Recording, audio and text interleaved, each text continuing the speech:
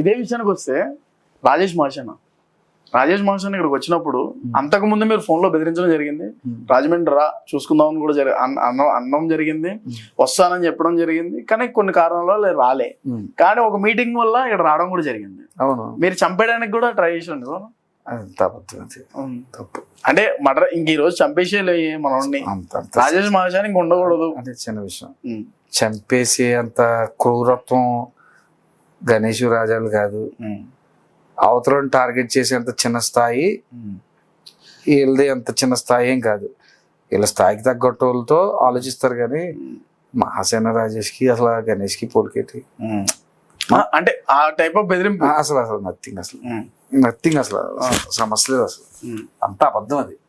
అది ఒక hospital site ఇష్యూలో ఒక హాస్పిటల్ వాళ్ళు పెట్టుబడి పెట్టి చిరుక్కుపోయారు పాపం. అక్కడ ఒక 100 కోట్లు ఖర్చు పెట్టి ఒక హాస్పిటల్ లేపాలి. అది హాస్పిటల్ కాదు. ఆ గొడవలో అలాగా మాట పెరిగి తిట్టుకున్నారు. తిట్టుకుని నేను కూడా ఒకసారి ఫోన్ చేసి చాలా గట్టికిచ్చాను.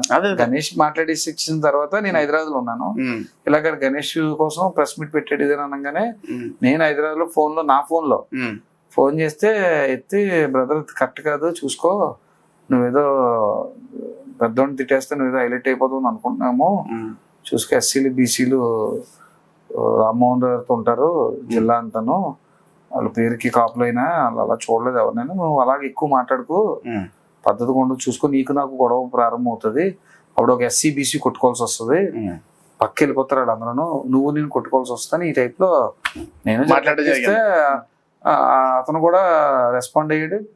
అలాగే ఐ థింక్ మీ వాళ్ళతో ఏం మాట్లాడించకండి, నేనేం మాట్లాడినాను అన్నాడు. అలా కొన్ని రోజులు తగ్గిపోయారు. మళ్ళీ ఇక్కడ ఉన్న మన గణేష్ కి వ్యతిరేక వర్గం ఏం చేసిందంటే రాజేష్ తిట్టడం మానేసాడు, మళ్ళీ కెలకాలని ఒక సంబంధం లేనివాడితో ఒక ప్రెస్ మీట్ పెట్టించి రాజేష్ ని తిట్టించారు. మళ్ళీ ఇక్కడ ఉన్న సంబంధించిన వ్యక్తులు, మనకు సంబంధించిన గణేష్ పన్న వ్యక్తులు మళ్ళీ మహాసేన రాజేష్ మాట్లాడుతున్నాడు, తిడుతున్నాడు కదా. అవును, సునకానందం గాళ్ళు ఉంటారు కదా కొంతమంది, అలా తిడుతూ ఉండాలి గణేష్ ని, రాజాని ఎవరో ఒకరు తిడుతూ ఉండాలి, ఆనందపడుతూ ఉంటారు.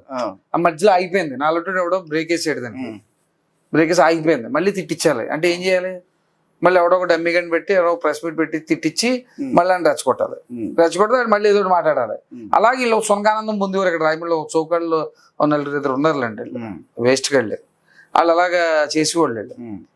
చేత అప్పుడు ఆ టైంలో మళ్ళీ అది గొడవ మళ్ళీ చిరిగి గాలివన్ అయితే అప్పుడు గణేష్ కూడా ఉన్న వాళ్ళందరూ కూడా కొంతమంది ఉన్నారు 24/7 బ్లడ్ పెట్టి ఎత్తారు, డైహార్డ్ బాగుంటారు వాళ్ళు, నిష్ అంటే చాలా ఇదిగా ఉంటారు వాళ్ళు. ఇప్పటి నుంచో రాజేష్ ని ఎప్పుడు వస్తాడని వాళ్ళే రాసుకుంటున్నారు వ్యూహం, ఎప్పుడు వస్తాడు ఆపాలి వీడికి రాజమండ్రి అంటే చూపించాలి అని అనుకుంటారు. దాంట్లో గణేష్ గానీ ఎవరికైనా సంబంధం లేదు అసలు. మరి బయటకు వచ్చిన వస్తుంది గణేష్ ఫ్రెండ్సే కదా అందరూ. మరి స్టూడెంట్ తప్పు చేస్తే ఎవరినంటారు, టీచర్నే కదా అంటారు.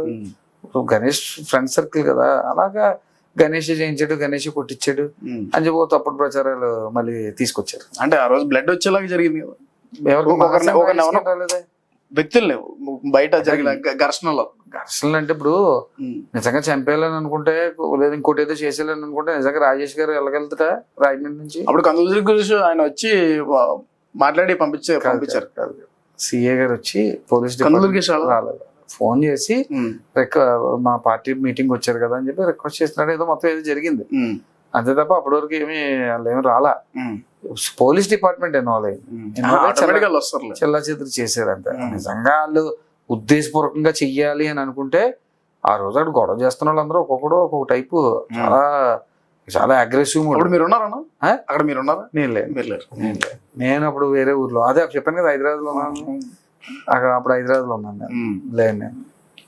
అదే ఏదేమైనా గ్రూప్ పాలిటిక్స్ తేజ, ఇక్కడ గ్రూప్ లో మనం ఆత్మాభిమానం దెబ్బతినేసింది పూర్తిగా. పార్టీలో అయితే మనం పూర్తిగా నష్టపోయాం, దాంట్లో ఎటువంటి డౌట్ లేదు. చాలా చేసాం, పార్టీ కోసం కష్టపడ్డాం.